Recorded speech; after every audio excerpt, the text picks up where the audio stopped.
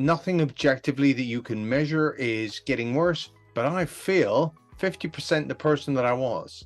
What's going on? You've said it kind of, exactly as I would hear it from a lot of patients coming to clinic. It's very important to recognize that the current disease-modifying treatment scenario has just, perhaps enlightened the fact that relapses are not everything.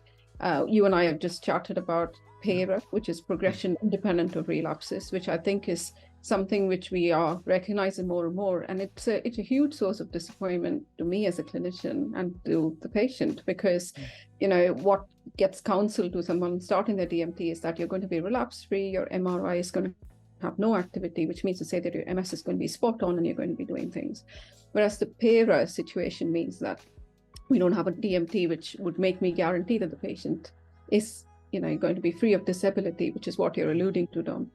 It also, to some extent, I think, highlights the lack of sort of, a fantastic sensitive marker of the kind of things which we should measure. So, as you said, I think it's completely natural for patients to say, I've not had a relapse, but my cognition is getting significantly worse. We talked about employment, and that's one big example.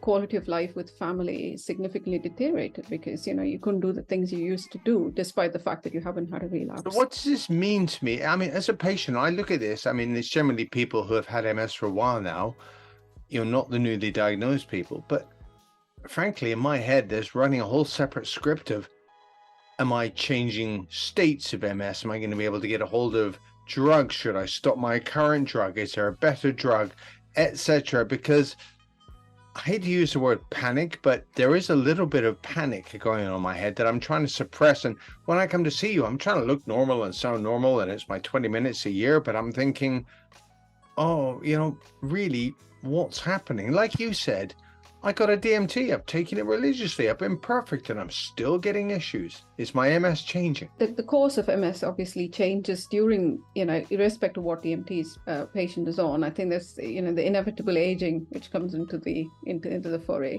The duration of MS plays a significant role. As MSologists, I think we're all aligned, or getting more and more aligned to the fact that some DMT is better than no disease-modifying treatment. And as you said, being on a DMT is really important, unless there are other reasons why you shouldn't be on them.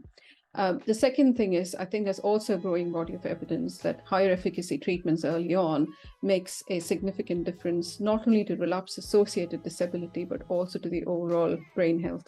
I remember at ECTRIMS in 2022, which was last year, there was a whole presentation essentially and data being presented showing that the sooner you start an effective DMT, the better your long-term outcomes are. I think it's one of the hardest things in MS to get your head around is what's it going to be like in 20 years? No, absolutely. I think that the vision is long-term. So essentially, the first thing to imagine is that someone walking to a clinic, newly diagnosed patient, the idea is to keep them as preserved as possible, not in 2 years' time, but in 20 years' time. So you really want someone in their 20s to be, well capable in their sort of, 40s and 50s. So the long-term brain health is absolutely important. Obviously, the other side of the whole story is very much recognition of overall brain health, detection of comorbidities, for example, and lifestyle, for example.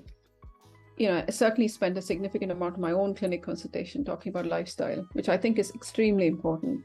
Giving up smoking, reduction of obesity, exercise, those are all extremely important factors. The holy trinity, Dr. Aaron. I always say it's sleep, diet, and exercise. And I've done well over 30 years of MS, and I think partially it's accidental. I exercised a lot, and I've never had problems sleeping. MS is a progressive disease.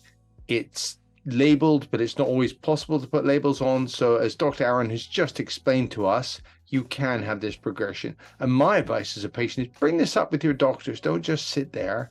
Ask what your other options are. And don't forget, you've also got some of the burden is on you to do some of the things that you can change.